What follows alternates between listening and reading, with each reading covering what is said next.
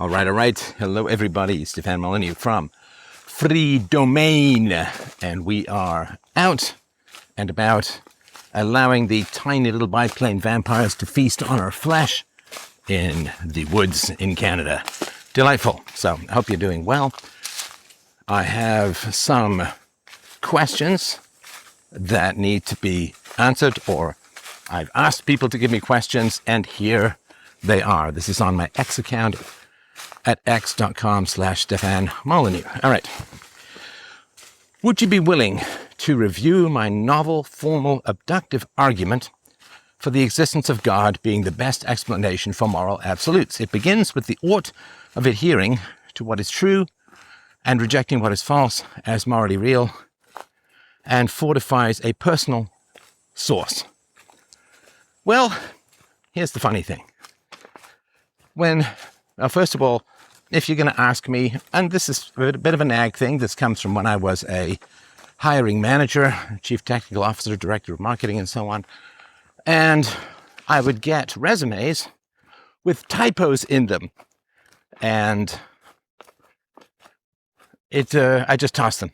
I would just toss them, because if you want someone to take a good look at something that you've done of great intellectual weight and moment, then don't have a typo in the message that you send. This is just a basic quality thing. If, one of the most valuable attributes a person can bring to your life is you don't have to check their work. That is super important. If I have employees who wrote code for me, as I did for many years, if I don't need to double check their work, fantastic. Fantastic. If I have salespeople who work for me and I don't need to double check their proposals, fantastic. That's what you need. So the first thing that you want to do is not have an obvious typo. It's AHDERING, ordering. I think it's supposed to be adhering, but how am I supposed to believe that you have solved the problem of ethics relative to God if you can't even catch a typo in a message that you send? Number one. Number two, I do call-in shows all the time. I do 3 call-in shows a week. Wednesday night, 7 p.m. Friday night, 7 p.m. Sundays, 10 a.m. And, of course, I love to talk about ethics. Ethics is the thing. I love UPB, University of Preferable Behavior, my proof of secular ethics. I love talking philosophy. The call-in shows originally were supposed to be about philosophical topics. People wanted to talk about personal stuff, which is fine. But I adore talking abstractions, ethics, philosophy, and so on. So, would I be willing to review an argument?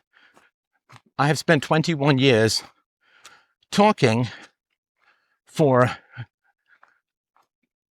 20 hours a week. You can also book a call-in show. Call-in shows are whatever you want to talk about. It could be to debate something. It could be about an intellectual argument, and so on, right? So, asking me if I would be willing to talk to someone about philosophy is obviously a little confusing, because that's what I do. So this means somebody has not at all taken the time to figure out what I do and how often I talk to people and the approaches that I take and all of that. So if you can't be bothered to research anything that I do, and honestly, it's just go to my website. And if you follow me on X, I post all the time reminders about my call-in shows. I do spontaneous call-in shows. I do call-ins. So that means you haven't been to my website. You haven't checked on my work. You don't care anything about me, which is fine. I mean, it's not like you have to wake up and care everything about me. But if you don't care anything about me, then why would you care about my opinion on your theory of ethics. You know, this is another thing from when I was a manager and hiring people. I was chief technical officer and director of marketing. And what I would do is when someone came to interview, I would expect that they had gone to the website, learned a little bit about what we do. And I say this to you because I want you to have a good experience in the world. I want you to have a good experience in the world. Having a good experience in the world means getting to know people, even, 10 minutes, 20 minutes. Ate a bug. 10, 20 minutes. Just find out a little bit about me, what I do, how you can contact me. And if you don't care about that, if you don't care to get to know me at all, if you don't care to know what it is that I do or how to contact me, again, that's totally fine. But then you don't really care about your system of ethics. And I'm just telling you how intelligent people view your efforts in this world. So if you really cared about your system of ethics, then it would matter to you to find out the best way to get in touch with me and not just type out a misspelled question on my X platform, said question of which could be answered with a few minutes on my website. On my website, it says right there, call-ins. You can call in about anything you want. So then you would just book a call-in. By the way, call.freedomain.com. That's call.freedomain.com. Have I come to an end here? It's been a while since I've been in these woods. Let us see. Ba-ba. Have we come to the end? Or does it continue? I think that is the end. My only friend, the end. All right, let's head back. Now, because everyone goes through a filtering mechanism in life, right? They go through a filtering mechanism and they say, it's beautiful out here. They say that too. So they go through a filtering mechanism, and what they do is they say, is this person serious about what it is that they want to do?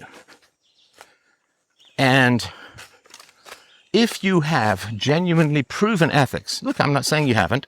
I'd be happy to hear the argument. But if you have genuinely proven ethics, that is the most valuable thing in the world.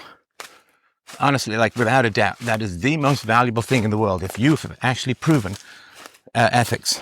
I mean, I believe I have proven ethics. I know I've proven ethics. So I pour mind, heart, body, and soul into getting the ideas and the arguments out there. Because billions of lives hang in the balance of correct ethics in the world. So if you genuinely believe that you have solved the problem of ethics, then you wouldn't just send a badly typed message to me, which could be answered with a 2-minute view of my website, or just calling in. You'd set yourself a reminder and you'd say, oh, Steph does these call-in shows, so if I want to talk about my system of ethics, all I need to do is call into Steph's show and we can chat about it, which of course I'd be thrilled to do. I am not lost, but I am not found in the woods here. There's some path back here, but I can't find it right now. All right. So it's sort of like if you believe you have an idea that genuinely will make $1 billion or something like that, you have some sort of business idea or some sort of idea, then I don't know how serious your argument is. I don't know how serious your business proposal is. The only way that I can judge the information that you're providing to me is not whether or not the idea, the argument, the business idea, the proof, I can't judge whether that is a good idea or an important idea or a valuable idea. I can't judge that because I don't know what it is. So the only way that I can judge the idea prior to evaluating the idea itself is to judge how seriously you take the idea. Do you see what I mean? That's all I can do. If you send to me, Steph, I got the best diet book on the planet. Not that I'm a nutritionist or anything, but let's say that was a value to me. I got the best diet book on the planet. And you yourself are obese. I'm not going to read your diet book. Because if you have the best diet in the world and you're following your diet, then it's not the best diet in the world because you're obese. If you have the best diet in the world, but you yourself are not following that diet, then I know that you don't think it's the best diet in the world, or you don't think it's important. So, to get the attention of serious people in this world, you have to have empathy for my time, for the time of my audience, and so on. And you have to take things very, very seriously that you're doing. And if you just toss off a badly typed question, which could be answered in a minute or two on my website, or you could just call in to my shows, I post probably 10, 12 times a week about my call-in shows. So that means that you haven't listened to my show, you don't follow me on X, you're just typing a badly worded missive to me about whether I'm going to review your argument. And the answer to that is no, because time is short, and I wish to deal with people who take their ideas and arguments very seriously, because especially a proof of ethics is very serious. It's very serious business. So, also, knowing that I have a theory of ethics would seem to be quite important as well. Seeing how it might work with my proof of ethics. So, I'm not trying to be a nag. I'm really not. I'm genuinely trying to help you as a serious person who's got a lot of stuff done in the world. This is not how a serious person gets anything done in the world. Like, I'm sorry about that. But I need to be frank with you. If you don't take your ideas seriously enough to do a tiny bit of research and check the spelling in your message, then why would I take your ideas seriously at all? So maybe you do have a great proof, but if you want to get people to take you seriously, you need to approach what you're doing with the seriousness it deserves. All right. What's your favorite piece of content you have created over the years? My all-time favorite is the video, The Story of Your Enslavement. Well, that is my Bohemian Rhapsody. And it is always, of course, interesting. You see sort of bands like Queen continue from Bohemian Rhapsody to absolute trash like Delilah, which was a song Freddie Mercury wrote about his cat, which is really bad. Having all the backup singers screech meow in falsetto is not even close to high art. So,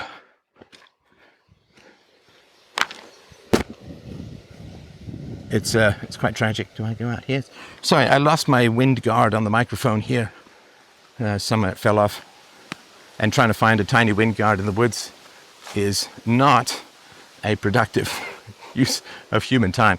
So I just wanted to mention that. That's sort of a slight distraction. So I got to tell you guys, I have faults. Of course, I have faults. And one of them is perhaps an overlove of my own work. And so my favorite piece of content is always the one I'm creating in the moment. My favorite piece of content is what I am doing right now. Right now. And of course, I mean, I love the stuff that I've done in the past. I think my novels are great. I think that my documentaries are good. And I do like, of course, some of the stuff I used to be able to put together with clips. Now I'm trying a UPB movie, it's about half an hour long, which has AI clips to illustrate the points. And it is not being met with great positivity, which is fine. I mean, obviously, I'm trying things, seeing if they work. I'm not sure if I will continue or abandon that project or wait until AI tools become a little bit better. I'm still trying to figure that out. So, honestly, if you're singing a concert, like if you're a singer or a musician and you're doing a concert, then what you're doing is, hopefully, you're not thinking, and I know this is not what you're suggesting, I'm telling you my mindset, right? If you're a musician and you are creating, you're doing your music, you're performing in the moment, then your favorite performance has to be the one you're doing right now. Because you can't give a good performance if you are thinking about, wow, you know, like 10 years ago, man, did I give a really good performance. You can't really. I mean, where does Queen go after Live Aid, right? They have to say, well, the performance I'm giving right now is the best performance. So the answers that I'm giving right now is my favorite content. And tomorrow, when I put answers out about something else or do another show or have another call-in, that will be my favorite content. My favorite content is always what I'm producing in the moment, if that helps. Excuse me. Somebody says, as part owner of a research and development company, is there an ethical consideration in funding? I find some of the games played to be distasteful. But if I find my footing and get things off the ground, I have to play the game. I found a political angle I'm going to exploit. Yeah, I mean, I used to get these complaints from people. You know, hey, man, I guess I was a minarchist, like a small government guy. And you do some work with people who work with the government. You do some work with the government itself. And I could not care less about those objections. I just want to be really frank about that. I could not even remotely, in my wildest dreams, care less about these sorts of objections. I did not create the system. I am trying to change the system for the better. Oh, here's a low branch. Go around or go under? Let's go around. Look at that, low branch. So I'm not responsible for the system. I did not create the system. Most of the catastrophes that occur within the system were put in place before I was even born. In 1965, welfare state, old age pensions, all go back to the 60s and 30s. So I don't feel any good or bad about working within a system in order to try to fix it, given that I didn't create the system and I'm not at all responsible for the negatives of the system. Was some forms of the internet developed by the government? Yeah. Does that mean I shouldn't use the internet? You know, I just find, no, this is not you, this is just people as a whole. I just find this, you know, well, moral purity is impossible in a stained system. And it's like, yeah. So my goal is the direction, not where you are. If you wake up in an awful and excrement-filled sewer, then your goal should be to get out of the sewer, not to say how repulsive it is to be in the sewer. I mean, of course it's repulsive, but you shouldn't focus on that. So, with regards to the system, the money's going to be taxed, the money's going to be printed, the money's going to be given away. Either you take it, or your enemies take it. So either you take it to do something good in the world, or bad people take it to fund doing bad things in the world. You not taking the money does not mean it goes back to the taxpayers.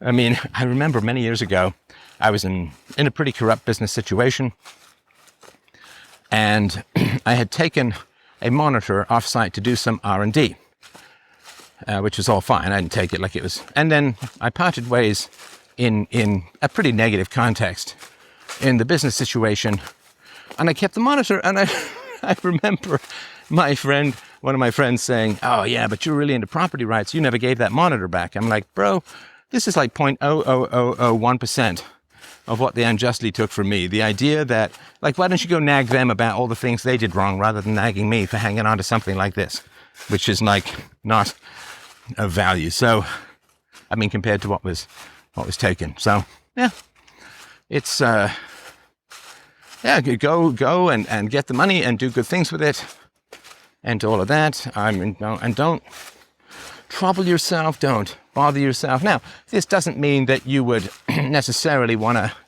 join forces with the government in its worst manifestations, for sure. I mean, I get that. But as far as being concerned about, I mean, if this is taxpayer money, as far as being concerned about it, I mean, it's one thing where if you don't take the money then goes back to people, but it doesn't, right? If you've ever worked in the government, and I did very briefly, but if you ever worked in the government, actually, I worked with the government a number of times. I worked in the government, I think, once. Then you know that the government will spend its money no matter what. Because if they don't spend their money, they get less money in the next round of funding, right? So if they've got a $1 billion budget and they only spend $900 million, their concern is that they'll only get $900 million in the next budget round. So they will go and spend $100 million just to top up their budget. And in a way, they don't even really care what it's on. So, I mean, that money is going out to the void, and you might as well get your money and use it to raise your family and do good with all of that. And it's perfectly legal. You're being taxed to pay for it anyway. There's nothing wrong with getting some of your tax money back and all of that. And, you know, you work to improve the system. You work to improve society as a whole. And I don't really care. I mean, obviously, you don't want to do evil things directly. I get all of that. Don't go rob gas stations or whatever it is, right? But working legally within the system to gain resources to do good and to raise peacefully parented children, go to it. I give you a papal blessing if that meant anything in this context. All right, so what are the root causes of a terror of humiliation or embarrassment? Well, there's two. So, British people are famously shy of embarrassment. There's a great speech from John Cleese in A Fish Called Wanda about this, you know, like, oh, we live in terror. You know, you ask someone, how's your wife? And you find out that she died, you know, last month, and you're just crushed with embarrassment and horror and so on. And the reason for that is quite simple, that England spent a number of centuries killing off people who were disapproved of socially. Now, of course, a lot of these were thieves, rapists, murderers, and so on, right? So England spent hundreds and hundreds of years killing off people, or economically or genetically disabling them, right? Put them in prison for the rest of their lives or send them to Australia where they can breed with kangaroos or something. I'm not a biologist, but something like that. So in England, those who did not fear social disapproval died off. Their genes died off. So the only genes that remained were those that were very concerned and frightened of social disapproval, because social disapproval meant genetic death. And so it is a multi-hundred-year program of ensuring that only those who care the most about social disapproval get to survive, which is why you end up with an internally policed high-trust society. And that process has gone on. In other cultures, they tend to promote the most aggressive or violent. And, I mean, I'm sure you know about the fox experiment by the Russian breeder. He took foxes, divided them into two groups, the most and least aggressive. And he had the least aggressive breed with the least aggressive and the most aggressive breed with the most aggressive.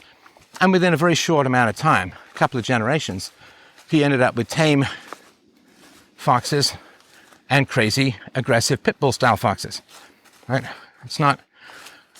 So, if you're sort of from Western Europe in particular, then the reason why you're afraid of humiliation and embarrassment is because your ancestors survived by having a heavy focus on being approved of socially, and because of that, you exist, and therefore you have a very heightened genetic response to humiliation and embarrassment and social disapproval. So women, of course, would not want to breed with men in England when this whole process was going on. Women would not want to breed with men who did not care about social cues, because those men would be more likely to run afoul of society and get killed, imprisoned, or exiled. And, this is probably more true of the upper classes to a large degree, but it's fairly true as a whole. So that's one reason. And this is why a lot of people have a great fear of public speaking, because public speaking was generally your last-ditch effort to save your life when society turned on you and you were accused of something terrible, and then you were allowed to speak in your own defense. Well, you didn't want to end up in that kind of situation at all, right? Because it meant things were going very badly for you. So, because of that, we don't like public speaking. We want to avoid situations of public speaking, because public speaking generally occurred after being called out for some horrible crime that would lead to genetic death in one way, form, or another. Quite ghoul-enabled, right? See, this is me without without skin softening. So, all right. Hey, you know what? Pushing 60, I'm good with it. I'm good with it. Aging is great. I love being in a time of life where all my major decisions have been made. I love it. I know how many kids I'm going to have. I know who I'm going to spend the rest of my life with, which is my wife. I know what I'm going to be doing with my life, which is wandering the woods, crying my barbaric yawps to the rooftops of the world in echoing chimes of infinite reason, and all of those decisions. I haven't had those in years, but you ever have those dreams where you forget your exam, or you have an exam that you're not ready for? I mean, that's all in the past for me. I know exactly what I'm going to be doing for the rest of my life, and who I'm going to be doing it with. It's a beautiful place to be. A lovely, lovely place to be. So, aging is beautiful. Now, of course, I'm still only 59.8, so the worst is yet to come, but this is a sweet spot of happiness, contentment, security, beauty, and thank you for all of that. In the family, right, so families had to raise children when social disapproval meant genetic death. Then there was no point in having children unless you got them to obey social rules. And it didn't really matter what the content of those social rules was. You had to obey the social rules. That was just a fact. So parents had to inflict ostracism or threats of ostracism. Keep walking through spider webs. Hopefully nothing's going to bite my jugular. Let's find out, shall we?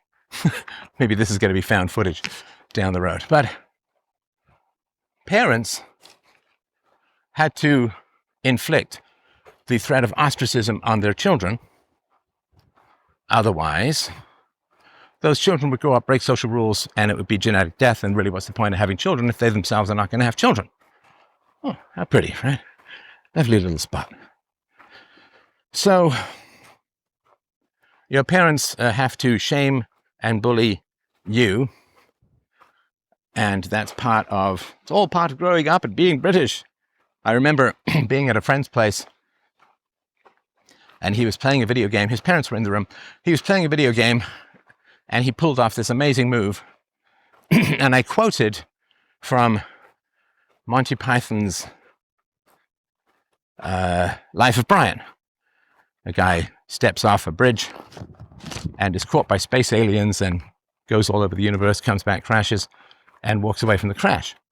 And a passerby says, "Ooh, you jammy bastard," which means you lucky guy. And I thought it was a pretty funny line. And I was like maybe 12 or 13. And I said, when this guy pulled off this amazing move on a video game, I said, "Oh, you jammy bastard," quoting the movie. And of course, my brother kicked me hard in a subterranean fashion and gave me a glare of how could you possibly say something like this. Now, of course, he had quoted this line countless times, but it was bad. You see, it was bad. Funny things I remember from almost 50 years ago. And that is like disapproved of. I remember lining up. I was lining up to get tickets to a show. I thought it was in the lineup. Turns out that there was just a gap for people to get through. And there was this stodgy British couple behind me who said, when I got into line, and apparently I'd cut in front of them, they said, "Well, that's a bit much. Well, that's a bit much." It's contempt and scorn and all this sort of stuff. It's very big, of course, in Japanese culture as well. In Japan, sometimes people will have operations so that they can't blush anymore because they don't want it to give themselves away in negotiations. I'm literally Frodo with Shelob at the moment. I'm so covered in spider webs. Sorry, spiders. I know you worked hard, but your spangly butt juice is now my lively cocoon. I love the way my language brain works. Where do these sentences come from? I don't know, but they're fun. All right. So it's also personal. But yeah, it's a survival mechanism. It's a survival mechanism. All right. The difference between categories of emergent properties and relationships/association seems to be a major root of profound problems between people and ideas. Take, for example, trees, emergent property, versus a forest, association or relationship. What do you think? It is tough. Yeah, it is tough for people to say that trees exist and forests don't. Now, of course, I understand that when we say trees exist, plural, singular, trees exist and forests don't, well, the tree is a label for something as well. Frankly, the only thing that exists are atoms and energy. The only things that exist are atoms and energy. So, when it comes to a tree, right, we got some around here, right? Here's our forest, here's our individual trees. The forest doesn't exist because it's not an aggregation of atoms. You could say that the roots kind of get entangled and so on, but it's still discrete entities. The trees exist, it's our label for the aggregation of matter and energy, the trunk, the cellulose, the chlorophyll, the leaves, the branches, blah, blah, blah, the bark. So the label, tree, is actually for something that you can touch, right? So here I am. I touch the tree. I cannot pass through the tree. However, I can pass through the forest, he said with his light up chin. So I can pass through the forest. I cannot pass through the tree. The tree is tightly packed, matter and energy. The forest is an abstraction to describe this here aggregation of trees. So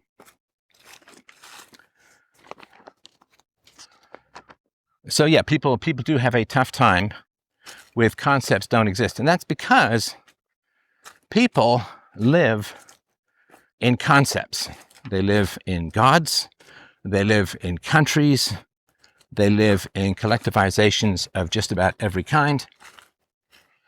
And because people live in concepts, they have a very tough time saying that concepts don't exist. It would be like, the equivalent would be if somebody, like here I am walking through the woods, right? And if somebody were able to prove to me that these woods that I am walking through, here's my eye level, the woods that I'm walking through are just a simulation. It's not real. I'm in some sort of holodeck or some sort of matrix-style simulation or something like that, right? So if somebody were to prove that to me, it would dissolve my sense of reality and I would feel insane. That which I think exists, right?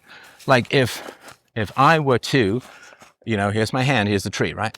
If I were to try and put my hand through the tree, right? Try to put my hand, I'll never be able to put my hand through the tree. It will never happen. However, if somebody were to say to me, if you don't believe in the tree, you can pass your hand through it.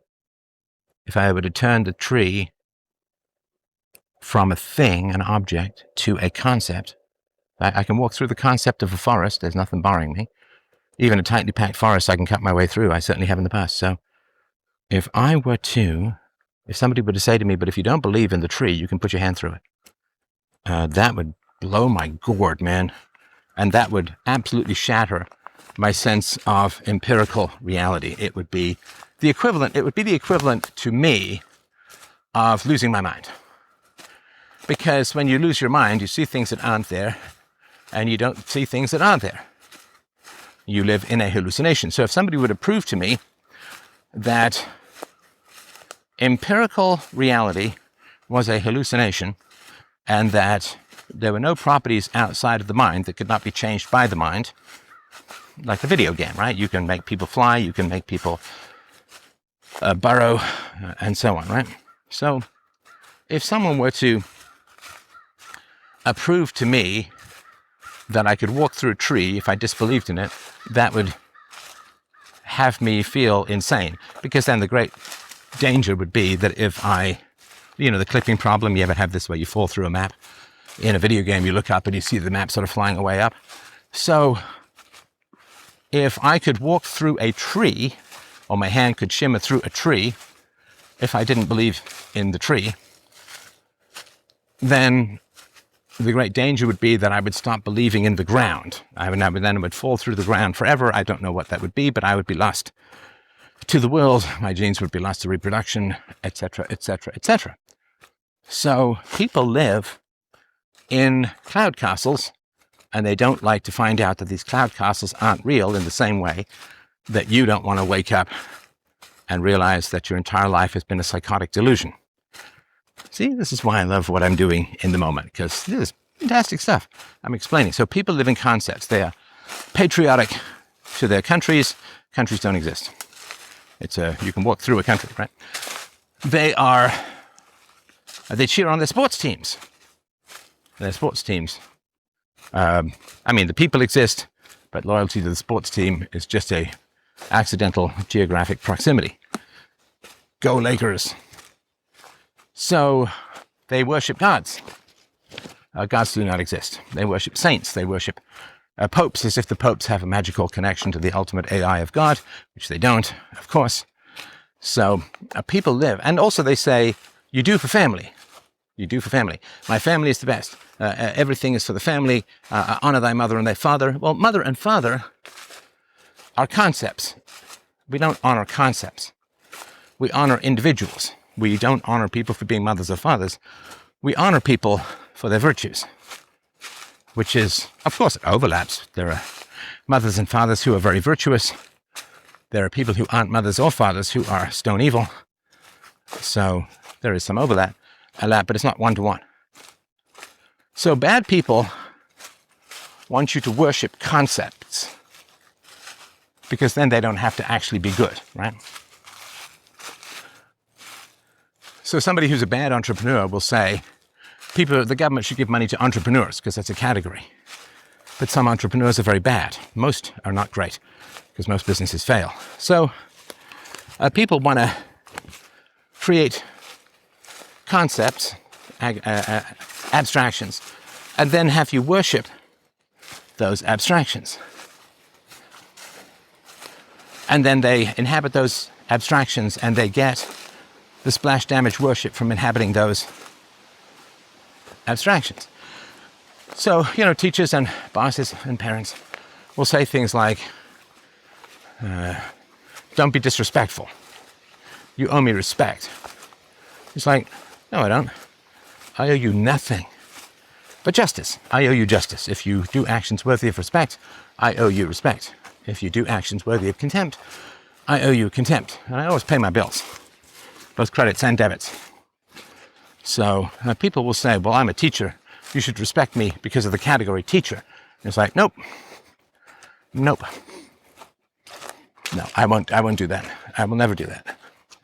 I will never do that. And so it's very tough for people who live their entire lives in concepts,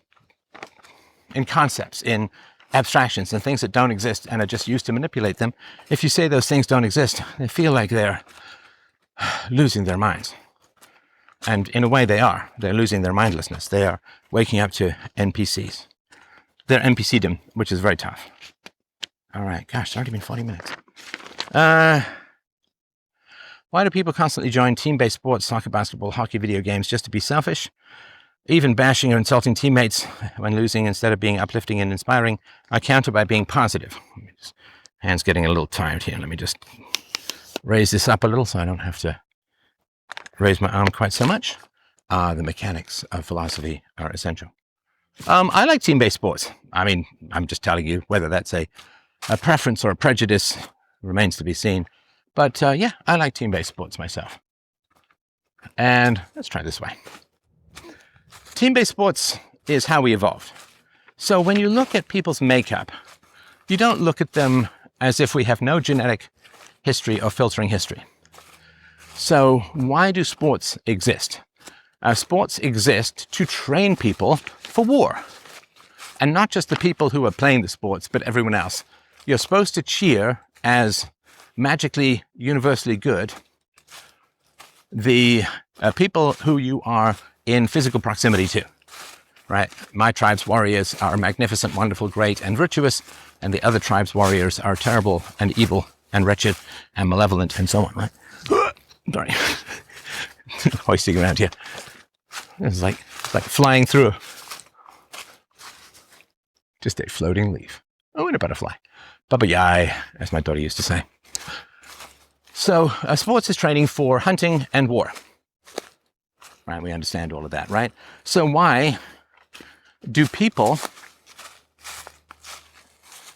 in men in particular, but often it happens, why do people join teams? Because we evolved with teams, and the genes that survived were those who mindlessly, and I don't say that as an insult, it's a necessary thing, the people who survived were those who mindlessly cheered on their own team rather than, or, you know, if things are going badly, then you betray and switch to the other team.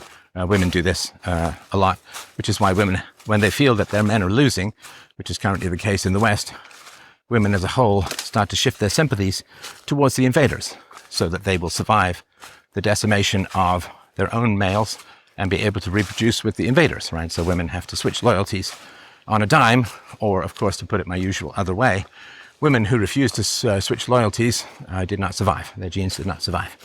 So women are loyal to power because women are subject to power through almost all of human evolution. So, yeah, why do people now? Why do men trash talk each other? Well, there's pretty solid studies out there that show that men who trash talk other men are actually better friends. Like, they'll do more things for you, they'll sacrifice more things for you, they'll be nicer for you, they'll go out on a limb for you, help you move, whatever, right? So the reason why men trash talk each other in sports is because in hunting and war, if you're not in a raw meritocracy, you're going to lose, right? So in hunting, if you have 3 spears, you have to give your spears to the very best spear thrower. Otherwise, your tribe is going to starve to death and you're all going to die. I'm not kidding about this, right? Meritocracy is life, which is why any attack upon meritocracy is an attack upon the survival of the civilization itself, which is why I've railed against these things for many, many years. So the reason why men trash talk each other is ego or vanity is the opposite of meritocracy. So if John Deacon, who was not a singer, said, Freddie Mercury, you should play the bass and I'll be the singer. Well, Freddie Mercury was a great singer and performer, and so Freddie Mercury should do it for the best of the band, right? So obviously John Deacon had to put his ego aside and do what was best for the band. Take a silly example, right? So the reason why men trash talk each other is to make sure that vanity does not grow to the point that it overwhelms meritocracy and destroys the tribe. So that's why men, everybody wants to be the Ulysses, everybody wants to be the head, the chieftain, everybody wants to be in charge, everybody wants to be the alpha, and so on. But the only way that the tribe can survive is if only the best person gets the resources. And capitalism is just an extension of that. So, yeah, you have to trash talk to make sure that people don't get angry. It's the old thing like in soccer or in, let's see what else, volleyball. So in volleyball, we've all gone through this process. If you've ever played volleyball, it's 3 bumps or hand flicks on each side. So the ball goes over, you get 1, 2, 3, and then on the third one it has to go back over. So what you generally do is you will do a set. You'll set it up. So what you'll do is send it high, close to the net, so that somebody can spike it. So everybody goes through this process, and what they do is they say to themselves, I'm going to try and set this person up with a good spike, right? And that's what everybody says. And we try this, right? And if the person fumbles the ball repeatedly, then everybody who wants a decent game, assuming you're not just practicing, says, okay, well, I'm not going to send the ball to this person anymore because I'm just losing the point.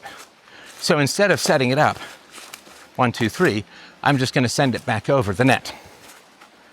It's the same thing with soccer, of course. You're going down towards the enemy goal or the opposing team's goal, and you're going to pass the ball or not. If you pass the ball, that's good because people are swarming you. You pass the ball, somebody else can have a clear shot. And if you pass the ball and the other person screws it up, right? They kick badly, they kick wrong, they trip, they fall, they give it to the other team or whatever. I mean, you maybe try it once or twice more to see if it was just a bad accident or coincidence, but at some point what you're going to do is you're going to stop passing the ball to that guy. And then what happens? Well, the guy keeps yelling, I'm open, I'm open. And then you don't pass to him because he sucks. And he's going to lose the ball to the opposing team. So what do? Well, you just charge down and try and score the goal yourself. And then he gets angry and he says, I was open, why aren't you passing to me? And then there's conflict, right? And so what's the answer? Well, the answer is every time I pass it to you, you fumble. You need to get better at the game if you want to get passed to. Because if you're bad at the game, same thing in basketball, right? You pass the ball, somebody drops it, fumbles it, gives it to the opposing team. So you might as well try for the 3-pointer and so on, right? So men have to trash talk each other to make sure that vanity doesn't grow to the point where there's an inefficient allocation of resources which causes your tribe to starve or everyone to get killed in a war. So if you only have 3 swords and 20 guys, you give the 3 swords to the biggest, strongest, fastest, best swordsman. Or to put it another way, as usual, those tribes that chose to let vanity, entitlement, and demand allocate resources, and they'd give the spear or the sword to the person who complained the most, those people lost the battles, got wiped out. Those people did not hunt effectively and got wiped out. So that's why. All right. Let's do one more. Thank you for your patience. I hope you like this format. For me, it's nice being out in the woods. So, 23-year-old male struggling with trust issues, attachment issues, and life direction after heartbreak 8 months ago. How to correctly approach self-reflection and orienting yourself in life without getting too stuck in your head or mentally masturbating. So, I'm sorry about your heartbreak. Heartbreak, generally managed or wisely managed, if you manage heartbreak wisely, it turns into the best thing ever. So, of course, I dated before I got married.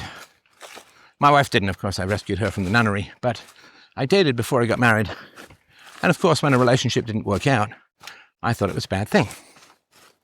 However, I love being married to my wife so much that I look at every single relationship that didn't work out in the past as a glorious godsend that opened the way up to the magnificent cathedral of girly world that I live in now. So it's a good thing. In business, I often felt that I was putting in more effort than other people, and I was somewhat exploited, and some of those most of those business relationships didn't work out. But now I get to freedomain.com/donate to help out the show. Come on, this is great stuff. Can't get this anywhere else, and you never will be able to get this anywhere else. It is a singular conversation that we're having here. But all the business relationships that didn't work out put me on the path to doing what I'm doing now. If I had been more happy in business, I would have been less likely to do the world a solid and talk philosophy instead of write code and manage people and do sales and negotiate contracts and all the stuff that I was doing in the business world. Oh, how pretty. What a lovely day. It's actually crazy hot up here at the moment, but not so bad in the shade. And I can't even tell you how much bug spray I have on. Absolutely necessary. I couldn't be out here otherwise. But it's all natural. So it's made with whale semen, sperm whale semen. So it actually lowers my testosterone. But inside joke. So everything that seems negative in your life, assuming that you apply yourself consistency to honesty, integrity, and virtue, everything that is negative in your life becomes a positive if you seek moral improvement. So why don't relationships work out? It's either because you lied to her, she lied to you, or you lied to yourself. Now, maybe she lied to herself, but she's not here, so I can't really judge that. So why don't relationships work out? Because you lied to yourself. Usually the most common thing is you find someone and you've got the hots for her, right? She's a smoke show, and she has some particular attribute you find attractive, and then you lie to yourself about how virtuous she is and what a nice person she is and how smart she is and so on, right? I kind of been alone in that. I know I'm not. So it's the R-selected versus K-selected. R-selected goes for physical attributes. K-selected goes for moral qualities, right? R-selected is for your nuts. You'll take nuts for your nuts. K-selected is for your children. R-selected means you want someone who's hot in bed and you find sexy. And K-selected is you want someone who's going to be a good mother for your children. And, these are overlapping, blah, blah, blah, right? I was sort of aware that I don't want people to think, oh my God, he doesn't find his wife sexy. I really do, but it's the qualities of character that make it last. So generally, what happens is people lie to themselves and they say, this woman that I find sexy has all these qualities of character, right? And so you get into relationships for reasons of lust, and then you lie to yourself about the qualities of character that the woman possesses. And then eventually your lust wears out and the bad qualities of her character remain. Right? You know that old saying, like, no matter how hot the woman is, there's someone in the world who's tired of sleeping with her. I don't think it's put quite that way, but you know what I mean. So why did you end up in a bad relationship? Because you lied to yourself. And I say this with sympathy, and it's not like I've never done it, so, I say this with all humility. But yeah, you lied to yourself. And also, either you had people in your life who didn't give you good advice, right? Oh, that's quite an overgrown path here. Either you had people in your life who didn't give you good advice, which means that you need to improve the quality of people in your life, or you had people in your life who gave you good advice and you didn't listen to it. And why wouldn't you listen to good advice? Well, for reasons of lust. So it's a shame and it's tough. And I don't mean to not sympathize with your heartbreak, but it's really just a ball break. That's all it is. You ran out of lust, and in your post-nut clarity, you saw the person, the woman, as she actually was, and you found that you did not like her in particular, or maybe the reverse happened. But the way to solve that, the way to deal with that, is to continually, well, I'm going into the void here. The way to solve that, or to fix that, is to continuously work upon moral self-improvement. Aim to be more direct, more honest, don't lie to yourself. If you're turned on by a woman, which is fine, it's healthy, there's nothing wrong with it, but not at the expense of qualities of character. But if you find yourself turned on by a woman, then you have to really look for the red flags that tell you whether she is a good person or not. In other words, instead of looking at her through the distortionary matrix lens of infinite hormones and the short-term reproductive strategy of mere physical characteristics are selected, what you need to do is look at a woman that you're attracted to through the lens of your child. And instead of thinking how great it would be to have a naughty weekend away, which is fine, look at how is my child going to perceive this woman when the child is ill and the woman has to go and take care of this baby or toddler for the third or fourth time at night. Right? Instead of looking at the woman from the standpoint of your bed, you have to look at the woman from the standpoint of your child's bed. Let's say the baby is colicky. Let's say the baby having other kinds of digestive problems, and the baby has been crying for 2 days straight.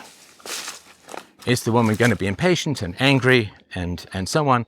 Or is the woman going to dissolve in sympathy at how difficult it is for the child? And I'm not saying never have any impatience or whatever. I mean, obviously a baby crying is designed to be a negative stimulus so that you can fix whatever problem, or hope to. But how is the woman going to be with a baby who cries a lot? Is she going to move heaven and earth to make that baby happy and comfortable and try and figure out the solution in a peaceful and patient manner? Well, that's good then, right? But instead of looking down at your woman in a bed, look up at your woman from your child's bed and try to determine how good or bad a mother she's going to be. And again, just to reiterate the obvious, this is not to say that sexual lust is bad. That's fine. It's great. I mean, you've got to have some lust. Otherwise, you're not going to have the kids, really. But the sadness that you're feeling is the sadness, deep down, of disappointment that you are lying to yourself. Or, of course, the other way that we lie to ourselves is that the woman we're attracted to does something negative or bad or wrong, or kind of horrible or selfish or thoughtless or whatever it is. And maybe she doesn't apologize or whatever. And what do we say? We say, that's a one-time thing. I mean, she was in a bad mood. She'd had a difficult day. She's got PMS, or, we sort of make up these excuses. And why do we make up these excuses? Because we want to continue to have sexual access. So we're not sad at the breakup. We are depressed at our ability to lie to ourselves. And if you understand that and you say, well, look, moving forward, I'm really going to work hard to tell the truth about my relationships, to not make stuff up, to not lie, to not sugarcoat, to not make excuses, to not gaslight myself about quality that does not appear to be manifesting. You shall not pass. Actually, I think I will. So, a little bridge here for those who are just listening. I hope you have a wonderful week. And sorry to those who watched my Quake show last night. I didn't realize that the bit rate was too low, which is why the graphics weren't great, but I think I have fixed that now. freedomain.com/donate to help out the show. I'll get to the rest of the questions later. Thank you so much, my friends. Have yourself a wonderful, wonderful day. I really do appreciate the opportunity to talk to you about virtues and values and truth and philosophy. freedomain.com/donate. Bye.